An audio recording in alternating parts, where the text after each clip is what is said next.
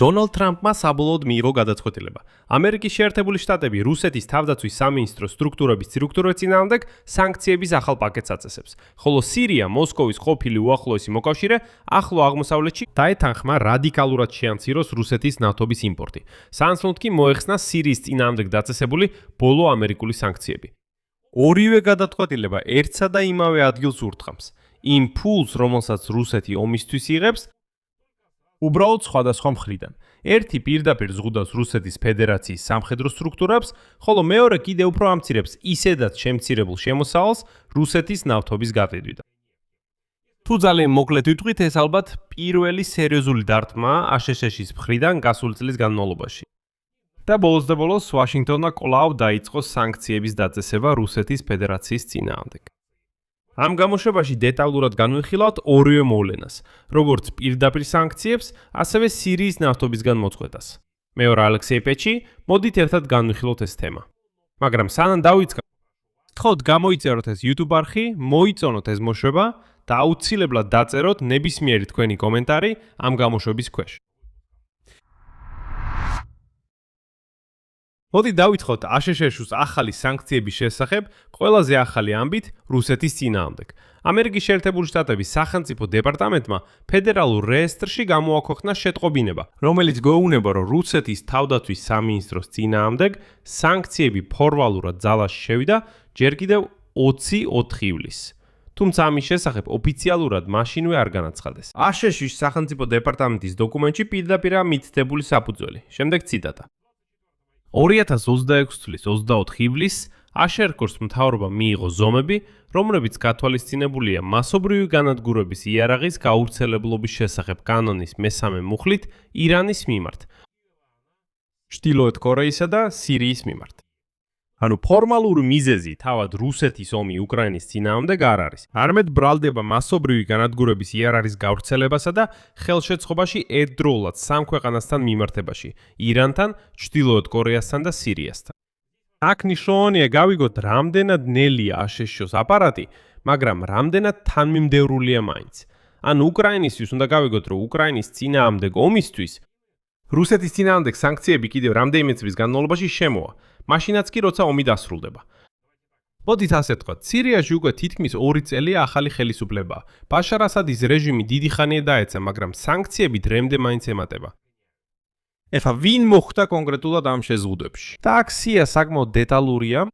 სანქციები დაწესდა რუსეთის ფედერაციის თავდაცვის სამინისტროს 2 სამმართველოს წინააღმდეგ, კერძოდ მთავარი სარაკეტო საარტილერიო სამმართველოსა და პერსპექტიული სახეურთობათაშორისი კვლევებისა და სპეციალური პროექტების სამმართველოს წინააღმდეგ. ასევე რუსეთის სახველეთო ჯარების მთლიანად და 1061 მატერიალურ-ტექნიკური უზრუნველყოფის ცენტრის წინააღმდეგ. უკრაინისთვის ეს რა თქმა უნდა კარგი ნიშანია, რადგან აშშ კიდევ უფრო მკაცრად დაარეგულირებს ნებისმიერ მიწოდებას რუსეთის სამხედროებისთვის და არა მხოლოდ პირდაპირ, არამედ მესამე ქვეყნების მეშვეობითაც. სამხედრო სტრუქტურების გარდა სიაში მოხვდა 2 კომპანია, Gideon Alpha და International Invest Company. მათ შვილობილ სტრუქტურა ასევე სანქციები შეეხო 5 კონკრეტულ ფიზიკურ პირს: ანდრეი გუსევს, ანდრეი კოსოლაპოვს, ლადისლავ მოროზიკს, ალექსანდრ პრიხოტკოს და სერგეი ციბარევს. რას ნიშნავს ეს ყველაფერი? პრაქტიკაში დაწესებული სანქციები კერძოდ კრძალავს ამერიკის შეერთებული შტატების ფედერალურ უწყებებს შეიძინონ საქონელი ტექნოლოგიებიან მომსახურება იმ პირებისა და ორგანიზაციებისგან, რომლებიც სიაში არიან შეტანილი. გარდა ამისა, ამერიკულ სტრუქტურებს ეკრძალებათ ამ პირებისა და ორგანიზაციებისთვის ნებისმიერი სახის მხარდაჭერის გაწევა, სამხედრო დანიშნულების პროდუქციის გაყიდვა ან შესაბამისი ლიცენზიების გაცემაც. და სწორედ ეს სანქციები დაწესებულია 2 წლის ვადით, გაგრძელების შესაძლებლობით. აქ არის ერთი მნიშვნელოვანი დეტალი, რომელთაც უნდა გავიგოთ მთელი კონტექსტი. ეს არ არის მსგავსი შეზღუდვების პირველი ტალღა და აშკარად არ ბოლო იქნება. ერთდროულად, როცა ქვეყნდება ახალი ამბავი რუსეთის თავდაცვის სამინისტროს წინააღმდეგ სანქციების შესახებ, აშშ-ში განიხილავენ კიდევ ერთ უფრო მასშტაბურ კანონპროექტს რუსეთის წინააღმდეგ სანქციების შესახებ. იმ კანონპროექტს, რომელსაც დემოკრატებმა გააკრიტიკეს, როგორც საბაბი, რომ დონალდ ტრამპისთვის მიეცეს ფართო უფლებამოსილებები ნებისმიერი ქვეყნის წინააღმდეგ ტარიფების დაწესების მიზნით, ვინც მოსკოვს ეხმარება შეზღუდვების გვერდისავლით. ეს სწორედ ლინცი გრემის ჯოჯოხეთური სანქციების კანონპროექტია. ანუ კონკრეტული სამხედრო უწყებების მიმართ მიზნობრივი სანქციები პარალელურად მიმდინარეობს ბევრად უფრო ფართო პაკეტზე მუშაობასთან ერთად, რომელიც უკვე პირდაპირ არ ეხება რუსეთის არმიის სტრუქტურებს, არამედ მათ, ვინც რუსეთიდან ნავთობსა და გაზს ყიდულობს. ეხლა დღევანდელი თემის მეორე ნაწილი და ეს პირდაპირ ომზე დახარჯულ ფულს ეხება. სირია როიტერსის მონაცემები დაეთანხმა რუსეთის ნავთობის იმპორტის მკვეთრად შემცირებას. მიმდინარე მოლაპარაკებების ფარგლებში შეერთებულ შტატებთან სირიაზე დარჩენილი ძირითადი სანქციების მოხსნის შესახებ. მოდი გავარკვიოთ, რატო არის ეს მნიშვნელოვანი ამბავი და სად არის აქ ირონია. და როგორ უკავშირდება ეს სანქციებს თვითონ რუსეთის წინააღმდეგ. სინამდვილეში ეს ორი ძალიან ურთიერთდაკავშირებული ისტორია. დამასკო უკვე მრავალი წელია სერიოზული ამერიკული სანქციების ქვეშ იმყოფება, რომლებიც ჯერ კიდევ ბაშარ ასადის ყოფილი რეჟიმის დროს დაწესდა. ამ სანქციების ნაწილი დღემდე ძალაშია. მიუხედავად იმისა, რომ სირიაში ხელისუფლება შეიცვალა და ქვეყანა დასავლეთისკენ პოლიტიკურად შემოტრიალდა, ტყუილად არ მithქვას, რომ აშშ-ის აპარატი საკმაოდ ნელია, მაგრამ მაინც თანმიმდევრული. ამასთანავე, სირია ძლიერად დამოკიდებული გახდა სწორედ რუსულ ნავთობზე, მიუხედავად საკუთარი პროდასავლური კურსისა. უფრო მეტიც იმ იმედით, რომ სირიაში სამხედრო ბაზებს შეინარჩუნებდა, თუნდაც ახალი ხელისუფლების პირობებში, რუსეთმა მნიშვნელოვნად გაზარდა იაფი ნავთობის მიწოდება სირიაში, უკვე ბაშარ ასადის რეჟიმის დაცემის შემდეგ. ანუ სირია, რომელიც დღეს ვაშინგტონთან მეგობრობს, წლების განმავლობაში აგრძელებდა ნავთობის ყიდვას მოსკოვისგან, უბრალოდ იმიტომ, რომ ალტერნატივა არ არსებობდა, ან ისინი ბევრად ძვირი იყო. ხოლო მოსკოვი როგორც აბსოლუტურად უპრინციპო არსება, მისივე ჯიბის ბაშარ ასადის რეჟიმის დაცემის შემდეგაც კი მხოლოდ გაზარდა ნავთობის მიწოდება სირიაში.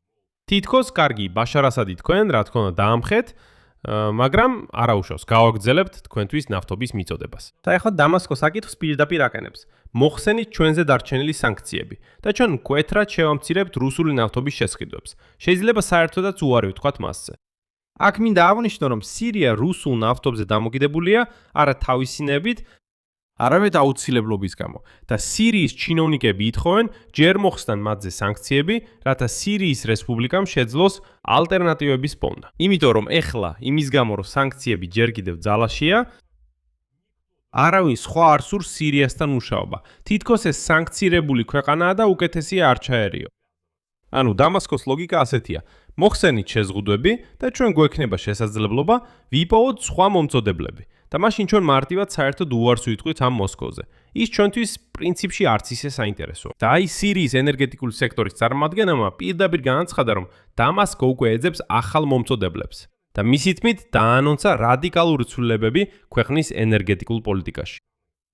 და აქ საინტერესოა, რომ თუ აშშ-ში მოხსნის სანქციებს და დიდი ალბათობით მოხსნის, ეს მართლაც იქნება კავშირის გაწყვეტა მოსკოვთან. რადგან ბევრს უკვლილ და რატომ ინარჩუნებს სირია მაგალითად დღემდე რუსების სამხედრო ბაზებს თავის ტერიტორიაზე. და აქ ძალიან რთული კვანძია, თუმცა სინამდვილეში ეს ძალიან მარტივია.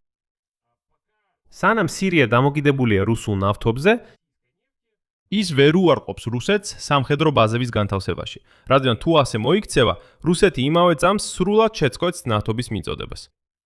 რუსეთიც ამას კარგად ხვდება და იცის, რომ თუ სირია ალტერნატივას იპოვის, დიდი ალბათობით მოსკოვს სთხოვენ დატოვოს ქვეყანა და სამხედრო ბაზები გაიყვანოს. ანუ ეს არის ისეთი კავშირი, სადაც თუ აშშ-ში მოხსნის სანქციებს და სირია ალტერნატივას იპოვის და ის ამას მარტივად შეძლებს, მაშინ რუსეთი არა მხოლოდ ნავთობის გასაღების ბაზარს კარგავს, არამედ ფაქტობრივად კარგავს თავის სამხედრო ბაზებს ამ ქვეყანაში. ეხლა მოდი ვილაპარაკოთ იმაზე, რა დგას სირიის სანქციური სტატუსის უკან. ესეც კონტექსტის მნიშვნელოვანი ნაწილია. ამერიკის შეერთებული შტატების სახელმწიფო დეპარტამენტი ტერორიზმის სპონსორი სახელმწიფო სტატუსს ანიჭებს იმ ქვეყნებს, რომლებიც დეპარტამენტის მონაცემებით ტერორისტულ ორგანიზაციებს უჭერენ მხარს. და აი სირია მრავალი წლის განმავლობაში სწორედ ამ სტატუსში იმყოფებოდა წინა მთავრობის დროს. ხოლო დარჩენილი შეზღუდვების მოხსნა არის უფრო ფართო პროცესის ნაწილი, რომელიც გულისხმობს ახალი სირიის ხელისუფლების ინტეგრაციას საერთაშორისო სისტემაში უკვე რეჟიმის შეცვლის შემდეგ. ეხლა კი მოდით ამ ორ ისტორიას გავაერთიანებთ, რადგან ეს ერთი და იმავე მედლის ორი მხარეა და საერთოდ რა სანქციური დარტყმა მოდის აქ რუსეთზე, ამასაც გავარკვევთ. შეხედეთ ამ კავშირს. ერთი მხრივ აშშ პირდაპირ ზღუდავს რუსეთის თავდაცვის სამინისტროს კონკრეტულ სტრუქტურებს, მართვას, რომელიც პასუხისგებელია სარაკეტო საარტილერიო მომარაგებასა და პერსპექტიულ სამხედრო განვითარებებს. ანუ ურთხრამენ რუსეთის არმიის შესაძლებლობას შეიძინოს ტექნოლოგიები და კომპონენტები მესამე ქვეყნების მეშვეობით. მე ვფიქრობ, უკრაინელებისთვის ეს სამწუხაროდ სიახლე არ იქნება, მაგრამ რუსულ რაკეტებში დღემდე პოულობენ დასალურ კომპონენტებს. სწორედ ამ შესაძლებლობაზეა ეს დარტყმა. მეორე მხრივ, ვაშინგტონი პარალელურად რუსეთს კიდევ ერთ დიდ ნავთობის მყიდველს ართმევს. ფანაც ეს არის მოსკოვის უძველესი სამხედრო და პოლიტიკური მოკავშირე ახლო აღმოსავლეთში, რომლის მეშვეობითაც მნიშვნელოვანი მოცულობის მიწოდებები ხორციელდებოდა.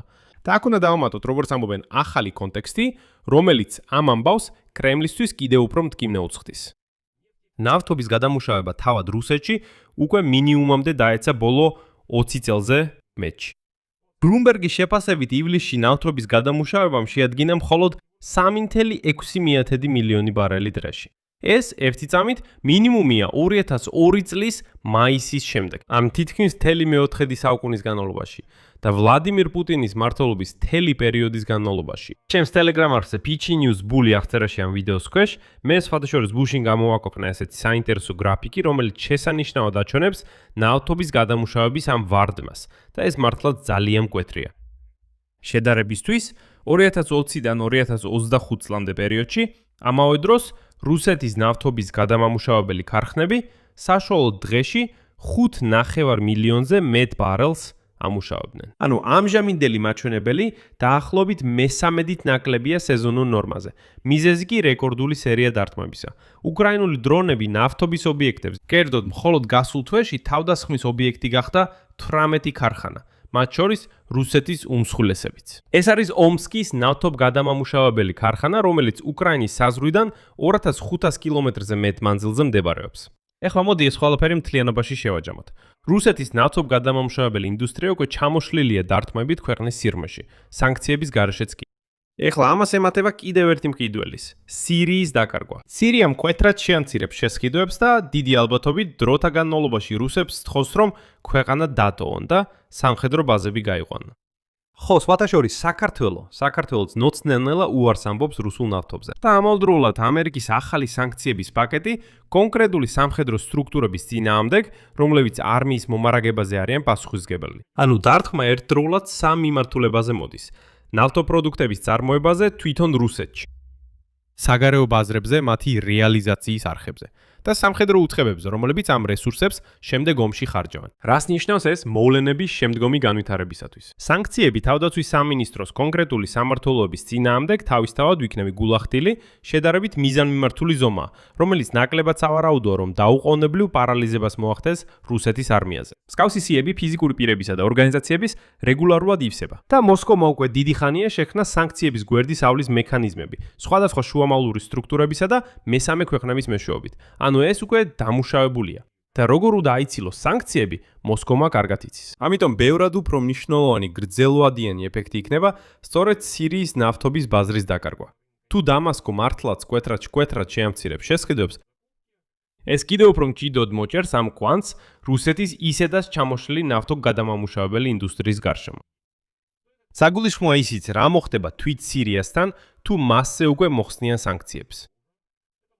ეს შეიძლება გახდეს პრეცედენტი ახლო აღმოსავლეთის ენერგეტიკული პოლიტიკის მთლიანად გადახალისებისთვის ახალი სირიული ხელისუფლების მხრიდან დასავლური და არაბული მომწოდებლებისკენ და არა რუსეთისკენ. იმის გათვალისწინებით, რომ რუსეთი წლების განმავლობაში იყენებდა სამხედრო ყოფნას სირიაში როგორც გავლენის ბერკეტს ახლო აღმოსავლეთში, ამ გავლენის თუნდაც ნაწილის დაკარგვა ნავთობის არხის საშუალებით ეს დარტყმა არა მხოლოდ ფულზე. მე ვიტყოდი, რომ არც ისე ძალიან ფულზე. იმიტომ რომ ეხლა დაგრობული მაყურებლები ითქვენ, კარგი ხო, არც ისეთი დიდი მოცულობებია და ნავთობს მაინც ეს სირია ყიდულობს. მაგრამ საქმე იმაშია, რომ ეს დარტყმა მოსკოვის გეოპოლიტიკურ პოზიციებზე, რეგიონში მთლიანობაში. რუსეთს, მოდით ვიყოთ გულწრფელები, მთლიანად აძევებენ ახლო აღმოსავლეთიდან, ცენტრალური აზიიდან, სადაც ადრე არა მხოლოდ დადიოდა, არამედ პირდაპირ ცეკვავდა კიდეც. ახლა იქიდან სრულად აგდებენ. და ბევრი შეიძლება ამას მშვენიერ მაგალითად აღიქვას. როგორ ქვეყანამ, რომელმაც თავი დააღწია ბინძური რუსეთის გავლენას, სწრაფად დაიწყო აღმავლობა. აი სირიამ შეიძლება ესეთი ვიტრინა გახდეს. შედეგი 4 აგვისტოს ერთდროულად ორი გადაწყვეტილება დაემთხვა ერთმანეთს, რომლებიც რუსეთის სამხედრო-ეკონომიკურ მანქანის სხვადასხვა ნაწილს აზიანებს. ეს არის მიზანმიმართული სანქციები თავდაცვის სამინისტროს იმ სტრუქტურების წინააღმდეგ, რომლებიც არმიის მომარაგებაზე არიან პასუხისმგებელი. და ყოფილი ახლო აღმოსავლური მოკავშირის გადაწყვეტილება მკვეთრად შეამციროს რუსეთის ნავთობის შესყიდვები, სანაცვლოდ საკუთარი რეინტეგრაციისა საერთაშორისო სისტემაში. საერთოდ თუნდაც პატარა ნაბიჯებითაც, მაგრამ შეერთებული შტატები უკვე მოქმედებს და ეს უკვე უფრო მომწონს. აქ წერტილებს დავაყენებ, თქვენი აზრი და დასკვნები კომენტარებში დაწერეთ ამ გამოშვების ქვეშ. აუცილებლად გამოიწერეთ ეს YouTube არხი და თუ ჯერ კიდევ არ გაგიგეთებიათ, დაალაიქეთ. გამოიწერეთ არხი და აჭირეთ ზარის ღილაკს. თუ გსურთ ამ YouTube არხის მუშაობის მხარდაჭერა, შეგიძლიათ ნებისმიერი დონაციით დაეხმაროთ. ვიდეოს აღწერაში მოცემული ბულებითა და რეკვიზიტებით, ან გამოიყენოთ სპონსორობა YouTube-ზე. ამისთვის ძალიან მადლობელი ვიქნები. ამით ყველაფერი დასრულდა, იზრუნეთ საკუთარ თავზე, ყველას მშვიდობით.